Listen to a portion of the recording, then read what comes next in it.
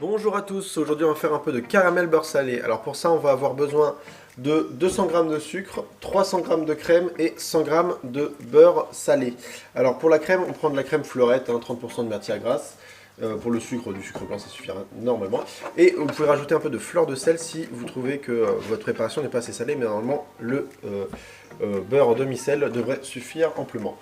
Du coup on va commencer par faire chauffer notre sucre à sec, donc sans eau, on n'ajoute pas d'eau, on commence à chauffer notre sucre gentiment. Et dès que ça va commencer à brunir un peu en dessous, on va pouvoir mélanger légèrement le sucre blanc avec le caramel pour avoir quelque chose d'homogène et pas avoir un peu de caramel ici, du sucre blanc encore ici, voilà. Donc on va faire ça gentiment. Donc on se retrouve dès que ça a un peu chauffé. On arrive à avoir un caramel. Donc comme je vous le disais, on a du sucre blanc à côté, donc on mélange tout doucement, sans trop en mettre sur les bords, parce que tout ce qui va arriver sur les bords, si ça retombe dans notre sucre, ça peut donner un sucre massé. En fait c'est des cristaux de sucre, et du coup c'est très difficile à rattraper. Il faut limite refaire directement la préparation. Donc là, je mélange délicatement avec mon caramel, qui est déjà fait.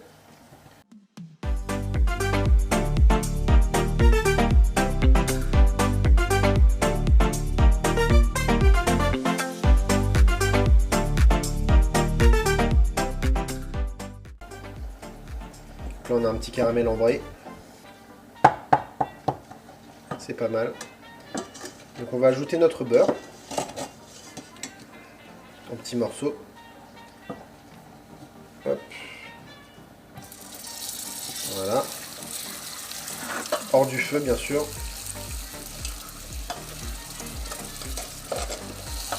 Il ne faut pas avoir peur de la vapeur, il faut allumer la haute. Bon là je l'allume pas parce que sinon vous allez l'entendre sur la vidéo.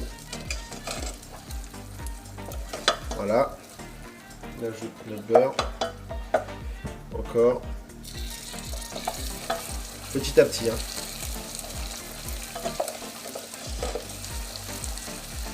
Le problème de si vous ajoutez tout en même temps, c'est que vous allez avoir un chaud-froid, un choc chaud-froid, et du coup ça va tout de suite durcir et on va avoir du mal après à faire notre caramel correctement. Donc là, d'accord, je mélange encore le petit caramel, j'ai encore du beurre, je mets dedans.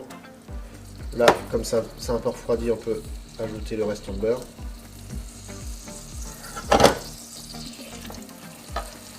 Vous voyez que c'est un peu pâteux.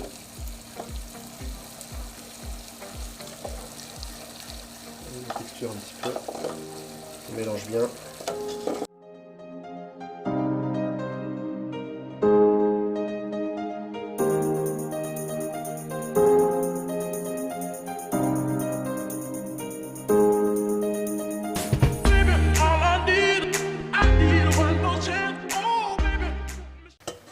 Vous voyez, on a une pâte qui commence bien à se former. Et là, on va ajouter notre crème, petit à petit.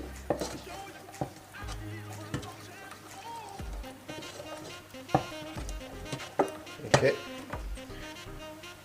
Oui, notre crème, on va la verser tout doucement.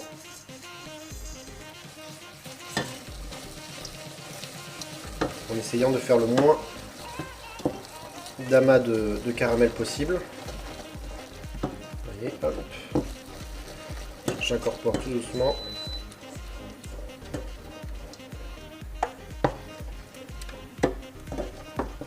Et là on n'a pas de grain, on n'a rien du tout. C'est parfait. On continue. Et on incorpore le tout. Voilà. Donc là vous allez me dire le caramel il n'est pas fini. Non, parce qu'on va le réchauffer encore une fois. Hop. On va bien le réchauffer. Et on va le laisser sur un feu doux. Donc là, avant, pour faire le caramel, moi j'étais à 7 sur ma plaque, mais après ça dépend de votre plaque. Et là, je vais me mettre à 5-6 à peu près.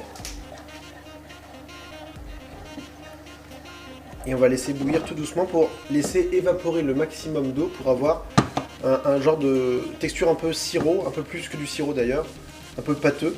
Et quand on va les mettre dans enfin moi je vais les mettre dans les pots, après vous pouvez l'incorporer directement à vos desserts. Quand ça va refroidir, ça va avoir une texture de pâte. Donc plus vous allez évaporer d'eau, plus ça va avoir une texture plus dure, plus pâteuse, un peu comme du Nutella, ce genre de choses. Donc ne vous inquiétez pas si vous avez des morceaux de caramel après avoir ajouté le beurre et la crème. Parce que lors de cette étape-là, le caramel va refondre dans toute la préparation, donc on n'aura pas de morceaux du tout.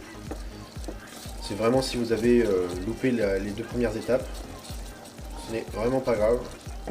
Donc là on peut voir que ça s'est vachement épaissi par rapport au tout début. Vous voyez, la texture est vachement plus épaisse qu'au début.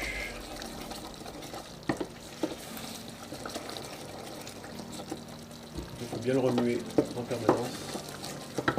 Dès qu'on a atteint la texture voulue, on va pouvoir l'intégrer, moi dans mes petits pots et vous dans vos desserts, dans vos petits pots, tout ce que vous voulez pour l'utiliser.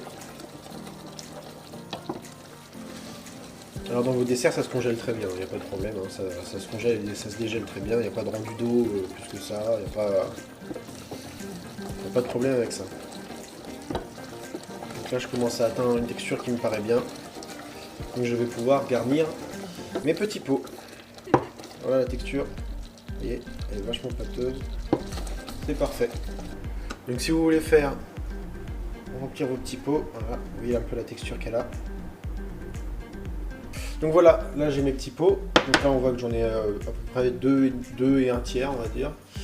Et si vous voulez donc mettre dans des petits pots et offrir, pour les stériliser c'est tout simple, vous mettez les pots dans l'eau bouillante et vous les faites bouillir à peu près 5 minutes.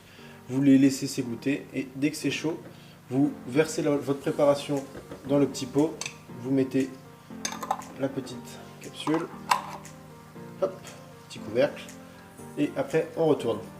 Et en fait, le vide d'air va se faire tout seul avec la préparation qui va tomber. Voilà, donc ça c'est un petit conseil si vous voulez offrir du caramel à des personnes. Et puis après on se retrouvera pour voir quand il aura refroidi la texture qu'il a.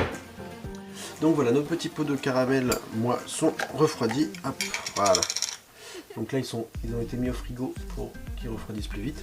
Alors si vous voulez, par exemple, incruster dans un dessert et que ça fasse pas un choc chaud-froid avec une autre préparation que vous auriez mis avant, je vous conseille de le mettre sur un plat gratin et de l'étaler comme ça fait une fine couche, ça va refroidir beaucoup plus vite. Donc là, du coup, mon petit caramel est bon. Et on voit qu'on a une bonne texture de pâte. Donc là il était au frais, donc là il est vachement dur. Donc ce que je vous conseille pour le déguster, c'est de le sortir soit un petit peu avant du frigo, soit du coup vous, si vous voulez le déguster tout de suite en sortant du frigo, vous le faites réduire un petit peu moins de temps pour le regarder un peu plus liquide. Donc si cette petite vidéo vous a plu, n'hésitez pas à mettre un petit pouce bleu et à vous abonner. Et je vous souhaite bon appétit!